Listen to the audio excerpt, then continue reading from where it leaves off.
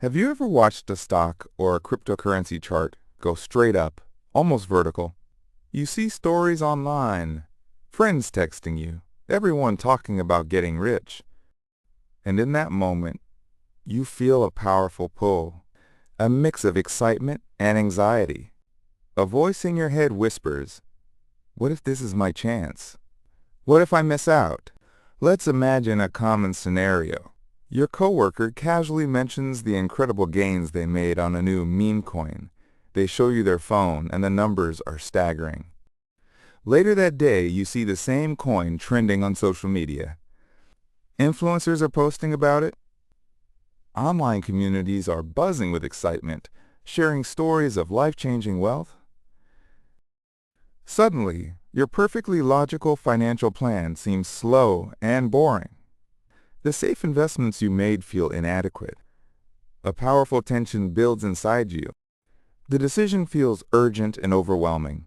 Do you jump in now, hoping to catch the wave? Or do you stay on the sidelines, potentially watching everyone else succeed without you? FOMO, or the fear of missing out. But it's not just a modern slang term. It's a deep-seated psychological trigger. Our brains evolved in tribes, where being left out of the group was a literal death sentence.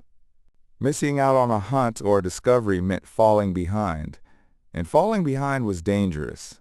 When you see a group of people appearing to find a massive resource, like a soaring stock, your ancient survival instincts kick in. Your brain screams, "Don't get left behind by the tribe."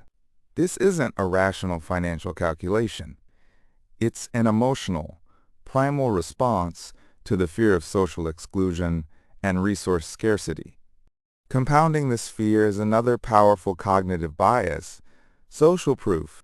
This is our tendency to assume that the actions of others reflect the correct behavior in a given situation. When thousands of people on Reddit, Twitter, or in a Discord server are all buying the same thing, our brain takes a shortcut. It concludes that if so many people are doing it, it must be a good idea. We stop evaluating the asset on its own merits and start outsourcing our judgment to the crowd. The crowd's enthusiasm becomes the primary reason to believe. But a crowd can be euphoric and irrational. Social proof doesn't confirm if a decision is right. It only confirms that it's popular. Then there's the power of the narrative. Our brains are not wired to understand complex market dynamics or spreadsheets. They are wired for stories. Meme stocks and crypto projects often come with a compelling tale. It's the little guy versus Wall Street. It's a revolution in finance. This technology will change the world. These stories create an emotional connection. You're not just buying an asset. You're joining a movement. You're part of an exciting story of rebellion or innovation. This narrative makes it easy to overlook red flags, like the absence of any real value or a clear business model. The story feels more important than the facts. Finally, our minds fall for illusions of control, like the gambler's fallacy. We start seeing patterns in what is essentially random market noise. If an asset has gone up for 10 days in a row, we start to believe it has momentum and will continue to go up. This is known as the hot hand fallacy.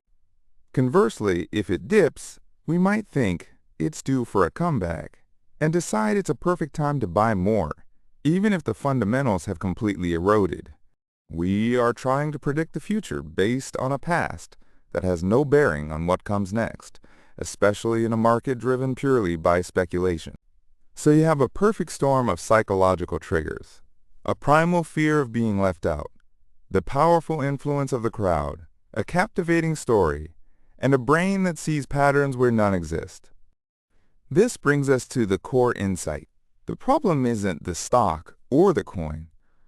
The problem is making a decision while your brain is hijacked by hype. We can call this hype-based decision-making. It's a state where your emotional system completely overrides your rational system. Your ancient survival brain, designed for a world of scarce resources and tribal dynamics, is trying to make complex financial decisions in a hyper-connected digital world. It's a fundamental mismatch. The goal, then, is not to avoid exciting opportunities, but to create a system that prevents your emotional brain from taking full control of the steering wheel. So what's the solution? It's a simple filter to run your decision through. Before you ever click buy, ask yourself 2 questions. If I ignored the price chart and all the social media hype, would I still invest in this based on its fundamental value or purpose alone? Second, is this an amount of money I am truly 100% willing to lose forever? This simple checklist forces you to separate the story from the substance and the hype from the reality, because the most profitable investment is a process that protects you from your own worst instincts.